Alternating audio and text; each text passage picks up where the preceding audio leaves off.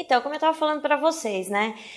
Qual professor que nunca se deparou com uma dificuldade de sala de aula, ou então aquele friozinho no estômago, né? Quando você assume aquela turma, você sempre deu aula na educação infantil e de repente você pegou, né? Quarto e quinto ano e você vai dar matemática. É assim, um divisor de águas, né? Porque você vem num desenvolvimento, numa metodologia e de repente você vai pegar conteúdos de primeira, você não dá nem para fazer um aquecimento, você já vai pegar já divisão por 1, por 2 algarismos, vai pegar tabuada já no nível hard, né? Aquela coisa que o aluno já tem que saber. E a questão das frações, né? Que também é um pouquinho complicado se você não teve uma base matemática legal. E aí, o que a gente, enquanto professor, a gente acaba fazendo, né? A gente acaba tendo uma dualidade entre a educação que nós tivemos na escola, que seria mais voltada para o tradicional, e toda essa cobrança que está em cima da gente para ter uma aula mais criativa, uma aula que dê resultado, porque hoje, né? Não é só o comércio que tem que ter resultado de venda, o professor tem que dar resultado. Aquele aluno, né, os pais, que são os clientes, ele tem que sair bem, o aluno tem que ter um desenvolvimento legal, não pode trazer reclamação para a escola, a verdade é essa, né? Então, como é que a gente configura isso, né? Eu gosto muito de uma frase do Cortella que diz o seguinte: com essa onda da questão do tradicional, ficou muito assim, a gente não pode usar nada que é tradicional, que aí vai contra a criatividade dentro da metodologia de ensino. Não é bem por aí. O que a gente tem que tomar cuidado não é usar ou não usar o tradicional, é deixar o arcaico, né? Ele fala muito isso, né? O que é arcaico deve ser remodelado, deve ser atualizado. Agora, existem coisas que são tradição e que fazem bem. Então, achar esse ponto aí do professor para que ele não seja considerado totalmente tradicionalista, ou seja, totalmente inovador, porque a gente tem que dar resultado. É aquilo que eu estava comentando antes, né? De repente você tem uma sala que é antilúdico, né? E aí você precisa ser tradicional nos moldes antigos e dar um resultado danado. Então você tem que saber esse limite, você tem que saber ponderar, mas nunca deixar de tentar. Porque o lúdico faz bem para a criança, desenvolve a parte emocional, a parte também da empatia, se colocar no lugar do outro, ajudar o colega, né? E em tempos de inclusão, é bom desenvolver esse tipo de inteligência nas crianças, essa maneira de se relacionar socialmente, porque é isso que vai ficar, é isso que vai fazer a diferença no mundo lá fora, na nossa sociedade. Então, nós professores, nós temos que ter isso em vista, que é desenvolver o aluno no seu todo, né?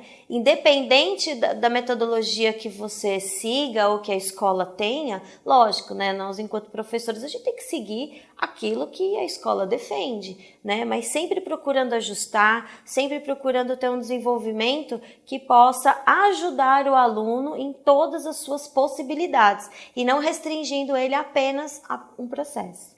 Pessoal, eu vou contar para vocês um caso que me ocorreu em sala de aula, bem interessante, que mostra como que a gente transpõe, né? Essa questão da lousa, de estar escrevendo lá, de estar falando, né? Vou contar um caso de fração.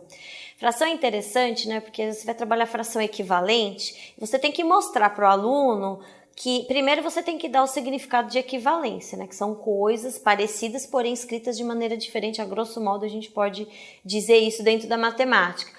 Porém, como é que o lúdico ele dá um insight no aluno, né? É interessante porque ficava lá, né? E bate aqueles retângulos, aí divide, aí pinta a fração e mostra, o aluno fica infelizmente com aquela cara de ué, né? Pensando assim, meu Deus, de onde está surgindo isso?